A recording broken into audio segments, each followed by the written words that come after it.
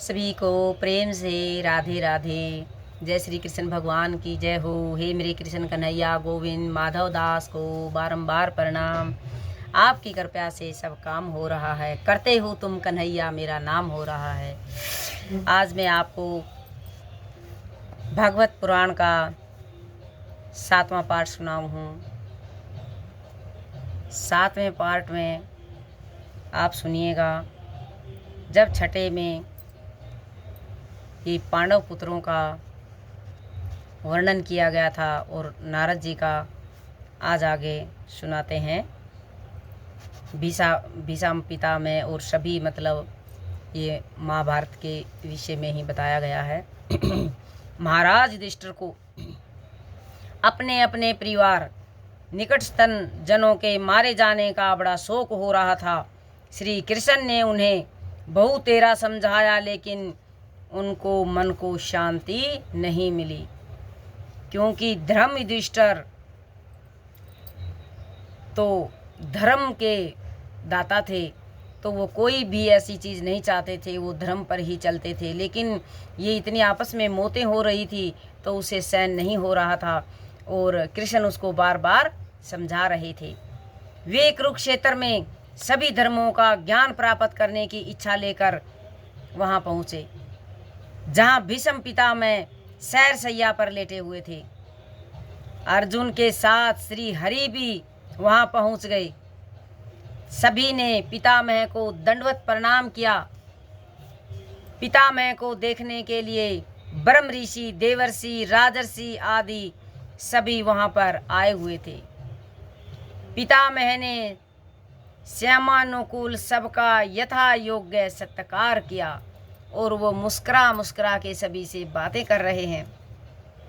भगवान श्री कृष्ण की मन ही मन पूजा की, सभी वहाँ बैठ गए। भीष्म पितामह की आंखें जल पूरित हो गई कृष्ण को देख करके, और सभी अपने परिवारजनों को देख करके जल पूरित हो गई। उन्होंने पांडवों से कहा, हे धर्मपुत्रों, भगवान धर्म और ब्राह्मण के आश्रित होने के उपरांत भी आपको अनेकानेक कष्ट झेलने पड़े। भाई देखो, आप धर्म के ज्ञाता हैं और आप पूरे धर्मात्मा हैं, फिर भी आपको सभी को पता भी है, फिर भी आपको कितने कष्ट झेलने पड़े। समस्त संसार काल के वैसे ही अधीन है, जैसे बादल वायु के अधीन होता है। जहाँ पर वायु बादल को ले जाती है वो वहीं जाता है। जो भी प्रिय या अप्रिय घटनाएं घटी हैं वे सभी ईश्वर की लीला है। वो कृष्ण की तरफ देख रहा है और बोल रहा है कि सब इसी की मर्जी है, इसके बिना एक पत्ता भी नहीं हिल सकता, सब कुछ कृष्ण की ही लीला है। काल रूप ईश्वर कब क्या चाहता है इसे कोई नहीं जानता। भगवान कृष्ण साक्षात ईश्वर है, सबके आदि कारण और परम पुरुष नारायण है। सबके लिए सम होने पर भी अपने प्रेमी भक्तों पर विशेष अनुग्रह करते हैं, क्योंकि भीष्म पितामह को पता चल चुका था कि ये कृष्ण और कोई नहीं, ये श्री कृष्ण भगवान हैं और ये सब इसी की लीला है। इसलिए वो इस युद्ध को देखने के लिए और ये सब कुछ वो अपने अंदर सूल जैसी त्रिशूलों के दर्द को सहन करता रहा और सैया पर 18 दिनों तक लेटा रहा और ये सब कुछ देखता रहा, क्योंकि सबसे ज़्यादा तो वो कृष्ण से प्रेम कर रहा था और कृष्ण की लीलाओं को देखना चाहता था कि पता नहीं ये मौका दोबारा मिलेगा कि नहीं मिलेगा, और उसके समीप रहने का मौका मिल रहा था तो वो बहुत ही खुश था। उसको उन त्रिशूलों का दर्द कुछ भी नहीं लग रहा था, सिर्फ उसको कृष्ण दिखाई दे रहा था। तो इसी कारण जब मैं इस नश्वर शरीर से कुछ कर रहा हूँ तो ये कृपया करके मुझे दर्शन देने आए हैं। अब देखो, अहो भाग्य मेरे, कृष्ण भगवान स्वयं मेरे पास मेरे को दर्शन देने आए हैं। आंखें जल से भरी हुई हैं और कृष्ण को प्रणाम कर रहे हैं और उनको निहार रहे हैं। युधिष्ठिर के विविध धर्मों के अनेकानेक प्रश्नों के तत्ववेता पितामह ने वर्णाश्रम, स्वाभाविक धर्म, विराग्य, निर्वृत्ति, प्रवृत्ति, मार्ग, दान, धर्म, राज, धर्म, मोक्ष, स्त्री धर्म और भगवत धर्म की सूक्ष्म व्याख्या की। युधिष्ठिर धर्म के ज्ञाता थे, इसलिए उन्होंने सभी के बारे में बताया, सभी की व्याख्या करी कि ये ज्ञान वैराग्य क्या है, निर्वृत्ति प्रवृत्ति, सभी का मार्ग बताया। धर्म, स्त्री का धर्म क्या है, धर्म मोक्ष क्या है, धर्म राज क्या है, सभी के बारे में बताया है। जब वे धर्मों की व्याख्या कर रहे थे तो उत्तरायण काल आ पहुंचा। ये दो होते हैं, दो काल कौन से, उत्तरायण और दक्षिणायन। तो उत्तरायण काल आ पहुंचा। पिता मैंने अपनी मन की वृत्तियों को एकाग्र करके उन्हें श्री हरि के चरणों में लगाकर उनकी स्तुति की। हे भगवान, मृत्यु के समय मैं अपनी बुद्धि को आपके श्री चरणों में समर्पित कर रहा हूँ, क्योंकि जिस किसी की उत्तरायण में मौत हो जाती है, मृत्यु हो जाती है, तो वो बहुत ही अच्छा माना जाता है।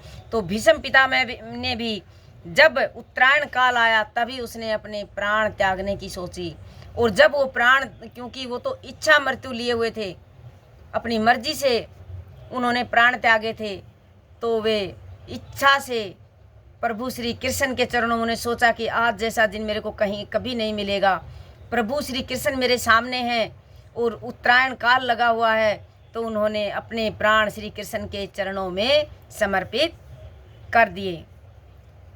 बुद्धि को आपके श्री चरणों में समर्पित करता हूँ। मैंने प्रतिज्ञा की थी कि आप से शस्त्र ग्रहण करा के छोड़ूंगा।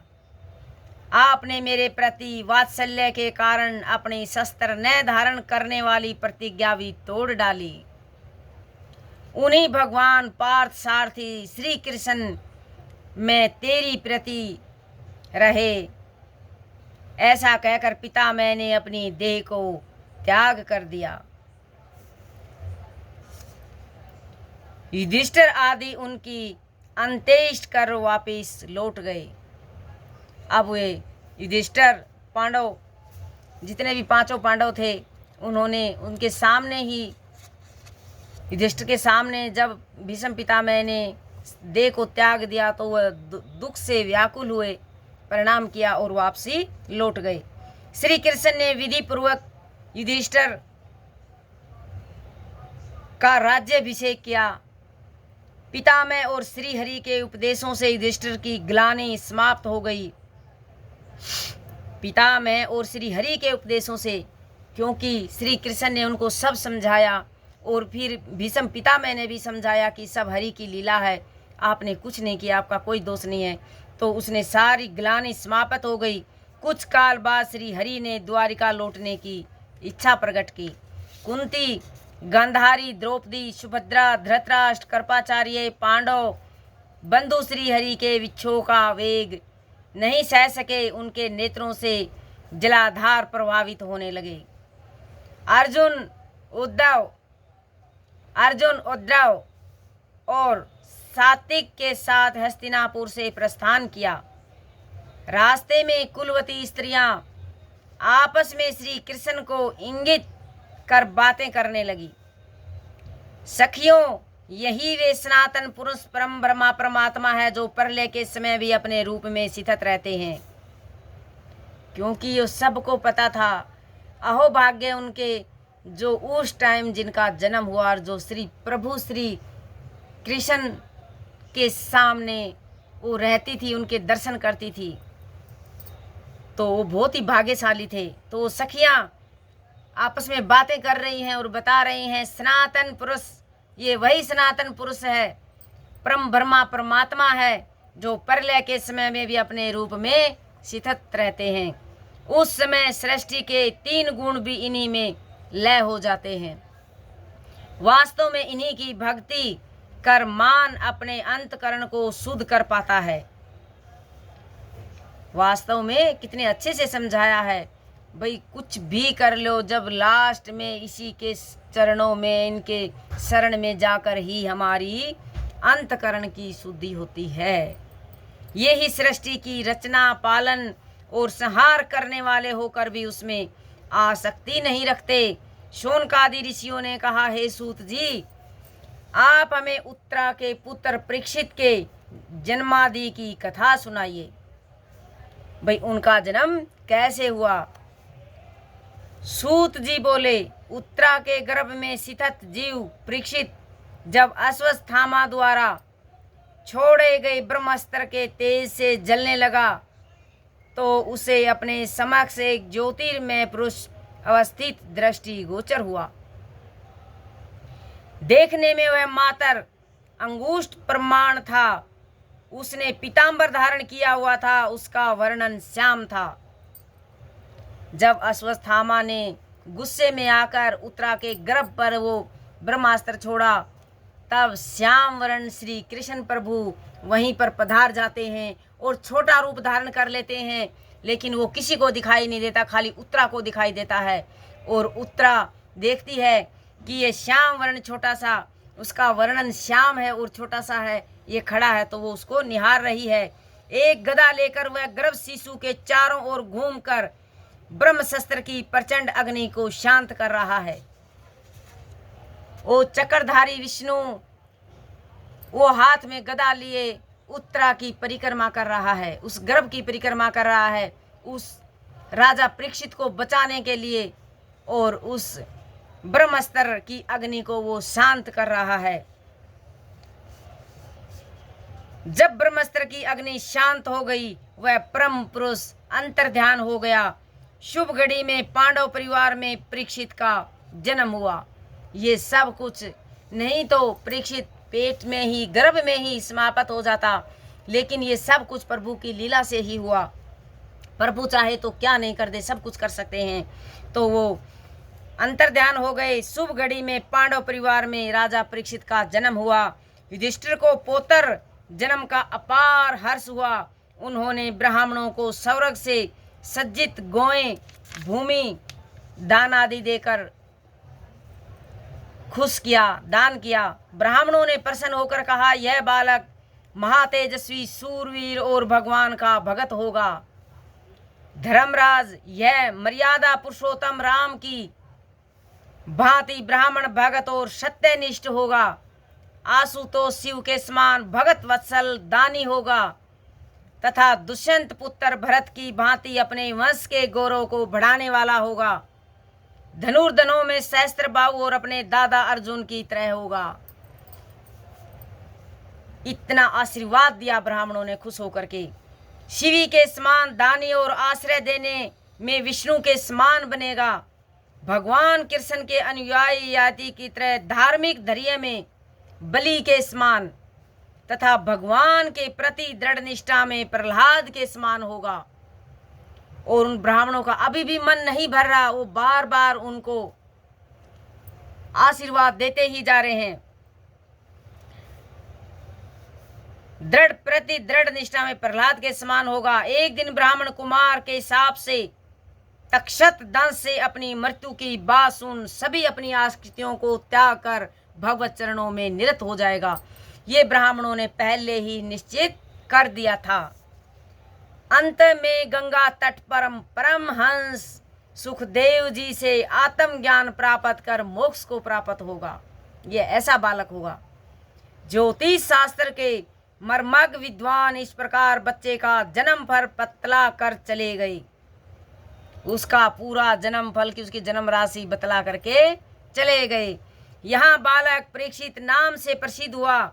जिस प्रत पर पुरुष के दर्शन वह गर्भावस्था में कर चुका था, वह निरंतर उसी को खोजा करता था। उसके ध्यान में निरंतर रहकर परिवार और गुरुजनों के प्यार की छत्र छाया में बड़ा हो रहा था। लेकिन वो हमेशा, क्योंकि गर्भ में ही उसको कृष्ण भगवान का ज्ञान हो गया था और वो उनको खोजने में लगा रहता कि वो कहाँ, उसको यादाश्त थी उसको कि मुझे क्या दिखाई दिया था। वो उसी के निरंतर भजन में रहता था। युधिष्ठिर ने 100 जनों के वध करने के प्रायश्चित 3 अश्वमेध यज्ञ किए युधिष्ठिर ने, और श्री कृष्ण की आराधना करने लगे। एक बार महाभाग विदुर जी तीर्थाटन कर और महर्षि मैत्र से आत्म ज्ञान प्राप्त करके हस्तिनापुर लौट आए। विदुर जी को आया देख सभी के नेत्र प्रेम पूर्ण आंसुओं से पूरित हो गए, क्योंकि विदुर जी ज्ञान के विदाता थे, उनमें बहुत सारा ज्ञान था।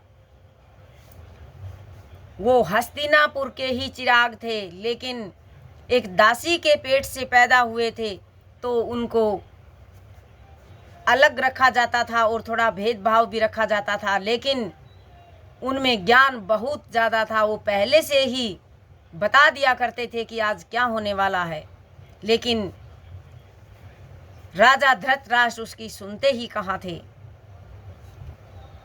तो महाराज युधिष्ठिर ने सबके साथ उनका सत्कार किया, आदर किया तथा विनयपूर्वक पूछा, तात तीर्थाटन करते समय आपने कैसा जीवन निर्वाह किया? अब आपने कौन कौन से क्षेत्र देखे और तीर्थ देखे? तो आज को पाठ को यहीं विश्राम देते हैं। अगला 8वें पाठ में सुनाएंगे, क्योंकि फिर वीडियो लंबी हो जाएगी और फिर वो विदुर जी और युधिष्ठिर का प्रसंग सुनाएंगे कल। इसलिए आज सभी को प्रेम से राधे राधे।